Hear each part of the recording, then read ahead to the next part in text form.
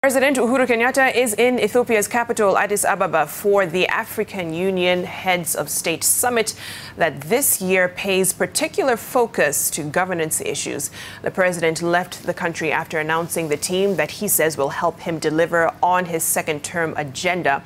President Kenyatta will today also attend a special meeting on the South Sudan peace process, just a day after the U.S. called on Kenya and Uganda to put pressure on South Sudan's President Salva, Kiir, saying he was an unfit partner in the peace process. After announcing the team that will drive what he calls the Big Four agenda, President Uhuru Kenyatta left the country to attend to regional matters. He will be among heads of state convened in Addis for the annual AU Heads of State Summit.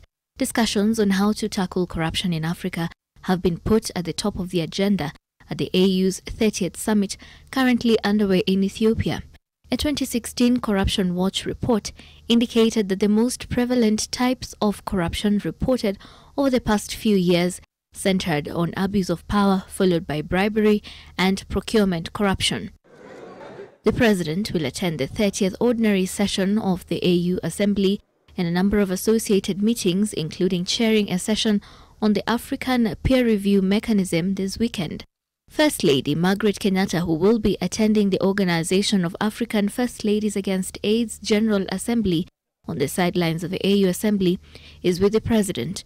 Apart from governance, issues of conflict resolution across Africa will also be discussed, including the situation in South Sudan, the Democratic Republic of Congo, Somalia, and Libya. Kenya has been at the forefront in promoting peace and security both at the regional and continental level. President Kenyatta will be among the leaders who will deliberate on the state of peace and security in the continent at the AU's Peace and Security Council meeting.